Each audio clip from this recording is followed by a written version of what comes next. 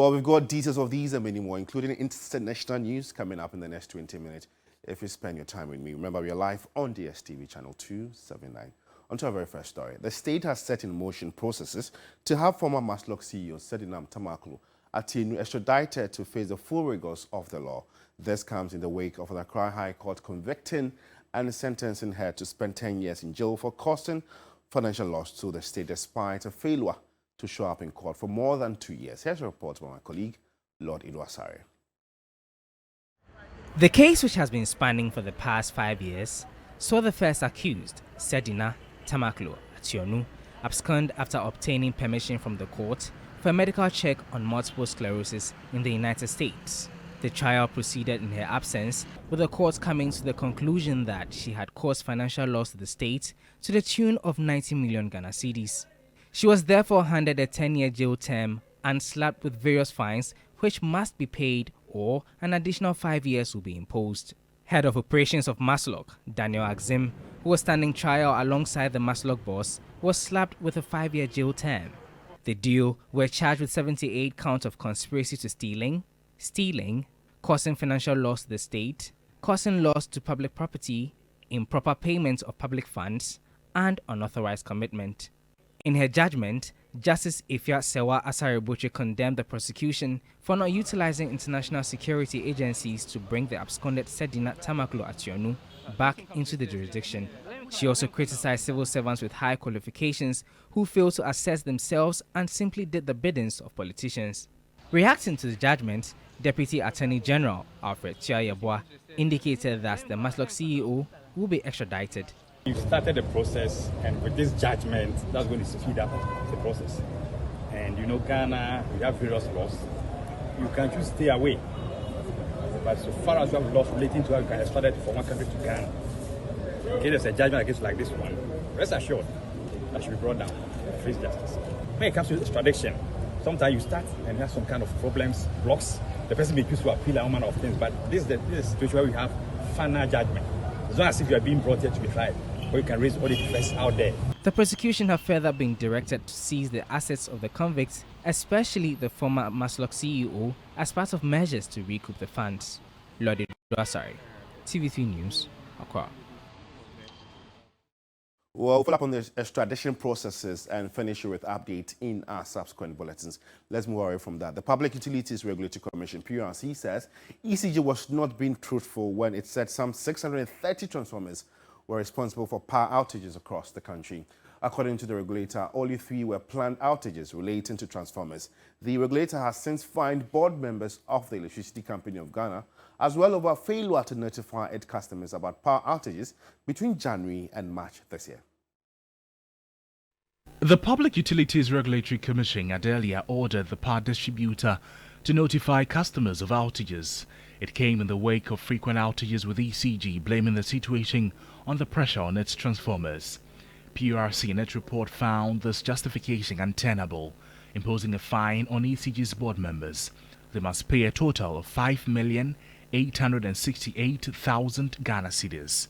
PURC explains the power distributor failed to give the mandatory 3-day notice for such outages. Out of 4,142 outages recorded between January and March 2024, 165, representing 3.98%, were ECG planned outages. PURC says majority of outages between 7 and 11 p.m. were as a result of load management by GRIDCO and faults unrelated to overloaded transformers. We realized in our analysis that a lot of the time, the data that ECG presented to us, most of the cases had nothing to do with the transformer overload. So that's why we said that the data that we got from ECG, and in our analysis, we realized that attributing the power outages to the overloaded transformers was factually inaccurate. It also noted that the company, ECG, had failed to pay 446.3 million cedis to some power sector players under the revenue sharing module. This is to be paid by 30th April 2024, with the Commission warning board members will be held liable if this is not done. ECG is also to pay 36,000 cedis to the Commission on or before 22nd April 2024 for failure to submit details of all bank accounts. Additional regulatory charge of 3,000 penalty units calculated daily until the date of compliance. According to Dr. Eric Kofi Obute, Director Research and Corporate Affairs at the PURC, the Commission has taken notice of the ECG's reluctance to produce a load-shedding schedule and may take further action in due course. The Commission has actually spoken to ECG and ordered ECG to give a schedule that has not been complied with. So the Commission is taking note of that, and subsequent orders may be given by the Commission. That I cannot speak to now, unless the Commissioners themselves come out with a specific timetable or a specific need for that particular order. PURC says it expects the board of the ECG to pay the fines. Meanwhile, energy analyst Rexmond Roxton says although the PURC must be commended to sanctioning ECG, the payment of the fine must be done by the company and not just the board members. He believes ECG as an entity must bear full responsibility and not just the board. So first, I commend the PURC for taking this initiative on holding the board members of ECG personally liable. I respectfully, I believe that when you read the Act carefully, together with the regulations as well, Regulations 2413, the sanctions go to the utility body. If you look at the role of directors in companies, if you look at our Companies Act, directors owe fiduciary duties to companies. So if the company comes to a realization that a director did not act fair and that had led to a loss or any other amount, the company will take steps, or the company has the right to take steps, or even some of the members of the company, being shareholders, and take steps to recover any loss that the company has incurred as a result of the action or inaction of the director. Right. So, respectfully, I believe that, yes, the PURC has the mandate to regulate the public utilities. It has the right to sanction ECG as it has done, but I don't believe that it should have gone to the directors personally. Well, if you just tuned in, you are watching the first news bulletin of the day on TV3 right here on New Day. In more news this morning, the Ghana Revenue Authority, GRA, plans to tax foreign income of residents to maintain the country's IMF program and compensate for revenue shortfalls. This tax has not been implemented since it was introduced in 2015. According to the Ghana Revenue Authority, GRA, foreign earned income is income received for services performed in a foreign country in a period during which the individual's tax home is in a foreign country and they meet either the required residence test or the physical presence test. GRA boss Julius Siam announced that government intends to implement this measure now, even though it has been on the books for some time.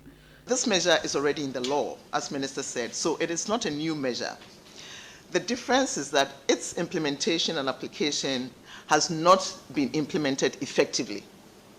So in order for us to implement this measure, we have gone through with the aid and assistance of the OECD, gone through credible and sustainable processes and structures to ensure that when we implement this measure, the sustainability of this measure is going to go beyond 2024.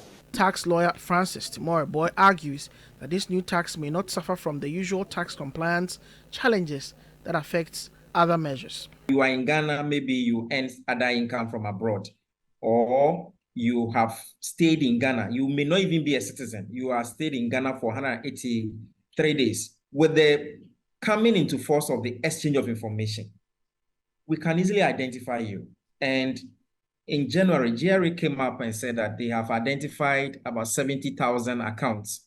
The account that came to their notice has close to $3 billion. From GRA's own assessment, they think that they can raise around $1.6 billion on those accounts. He contends that the tax is targeted at the right kind of people. What I think is more visible and it's in the law is this compliance to which we are trying to, or the government is trying to implement. In any case, people who have foreign income, in terms of principle, they have the ability to pay. You have huge amount of dollars sitting outside Ghana. It means that you are not the ordinary Ghanaian that we are talking about. I mean, the poor person. According to the GRA, the foreign income of a resident person is taxable except where the employment income of the resident individual is from a foreign source and derived from a non-resident employer, or where a resident person is an employer and the individual is present in a foreign country for at least 183 days continuous in a year. Now, Vice Chairman of the Liquefied Petroleum Gas Marketers Association, Gabi Kumi, has expressed concern over the sector's potential collapse if taxes on the commodity are not immediately removed. He was reacting to the Institute for Energy Security's 4-year study on liquefied petroleum gas, LPG, which shows a reduction in consumption due to increased prices. Take a listen. The Institute for Energy Security's study shows a 4.47% decline in LPG consumption from January 2020 to December 2023, compared to a 6.43% growth in the previous 4 years between January 2016 and December 2019. In 2021, consumption reached its peak, but it experienced a decrease in 2022. In 2022, the Institute observed seasonality in consumption with higher figures in August, September and November, and lowest average consumption in February and April over the analyzed period. The IES identified fluctuating commodity consumption due to increased prices affecting consumers' purchasing power due to a worsened economic conditions. This vice chairman of the LPG Marketers Association, Gabi Kumi, claims the government is not adhering to its own policy of increasing LPG consumption. You can't set an objective to increase consumption of LPG, and at the same time, you keep slapping taxes on the product. LPG is highly price sensitive. Any single peso that you add to the cost price, to the pump price of LPG, eventually leads to decrease in consumption. So we have been drawing government attention to this, but government doesn't seem to see wisdom in the argument we've been making all this long. He says government's introduction of additional taxes on LPG on April 1 raises concerns about the industry's potential collapse.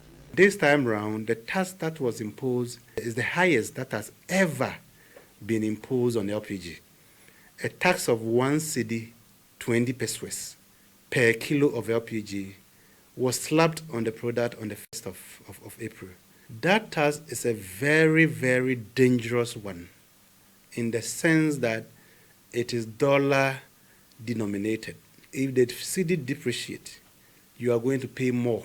He stressed the need to rescue the LPG industry. We have over 20% tax on LPG. How can you improve the consumption of a mass product like LPG by imposing taxes? We believe this will go a long way to collapse the already collapsing LPG industry in Ghana. And we are appealing to government through MPA to, as a matter of urgency, withdraw this tax. We need to rescue the LPG industry. Wallahi. And our members of the Rotational Nurses and Midwifery Association and Graduate Unemployed Nurses and Midwives have protested in Accra, voicing dissatisfaction with government for not providing them with financial clearance to secure permanent employment. The trained nurses and midwives have been home since completing their education in 2020. Here's a report by my colleague, Godwin Asidiba. Despite the heavy rains, the group remained determined to advocate for change. The Rotational Nurses and Midwifery Association and Graduate Unemployed Nurses converged at the Greater Accra Regional Hospital, RICH, and moved to the Health Ministry, where they formally submitted their first petition. We were posted in July 2023, and as we speak, we are 9 months into our service without any of our allowances. Our concerns have been written to the ministry. Follow-up letters were sent. but to no response. Working without payment is difficult. So we are pleading with them. We are working on that, and we can assure them that government is committed into ensuring the payment of those allowances. All we want to assure them is to give us enough time as we pressure the negotiations. They are demanding the allowances. Over 12,000 Ghana cedis in allowances remain unpaid for the July batch of the Rotational Nurses and Midwifery Association. They allege multiple letters sent to the ministry since September 2023 requesting the release of financial clearance for payment have gone unanswered, which is really disturbing. Despite the relentless rain persisting for over an hour here in Accra, nearly all the trainee nurses found themselves caught in the downpour. Karen Appiah, a 28-year-old mother and unemployed nurse, arrived at the demonstration with her baby securely tied to her back despite the drizzling rain. Since 2020, she has been persistently seeking employment opportunities. I really want to be posted because I'm not able to give my child what he really deserves. He needs to be in school, but I can't pay the school fees. Right now, I saw onions and then second-hand clothing. Atta Asante is the secretary of the Unregistered Nurses and Midwives Association. I'm into illegal mining because I don't have anything doing. Nothing is giving me money to take care of myself, to take care of my sick mother and my other relatives. So I have to engage in anything that will give me money. So around my area, that is Jabus area, the only thing I can do to fetch me money is to enter into illegal mining. My mother, my father was a cocoa farmer, but their cocoa is dead, everything is finished now. So I have to enter into illegal mining, that will get me money. I've been to the illegal mining for 2 years now. The group marched to Parliament House and presented another petition to Deputy Clerk of Parliament, Ebenezer Jatro. You are here in your own right as Ghanaians with concerns, and you have done the right thing by presenting the petition. We'll receive the petition and make sure it is brought to the attention of Right Honourable Speaker. It has been very hard. Imagine going to work without any form of encouragement. When we wake up in the morning, there is no encouragement to go to work. When we go to work, what do we eat? Our landlords are chasing us, utility bills, transport fares. So those are the challenges we are going through. And it's unfortunate. We have to embark on this mission now because some of our colleagues have lost their life. After serving the nation for 6 months, they've lost their life. What happens to their monies? They will not be paid. Their families will not be compensated. Over 75,000 graduate unemployed nurses and midwives lack of unemployment 4 years after completing their education. Godwin Asidiba, TV3. Well, let's know what you make of this very protest and other stories that have been aired so far. Just go into our social media platforms, particularly Facebook, because you're live. Engage us with your comments and observations, and we'll surely read them and share them to the rest of the world. But that's how we end the morning news. For more news updates, just log on to our website at 3news.com. Thanks for watching. My colleagues are standing by to continue with the morning show. Have a good morning.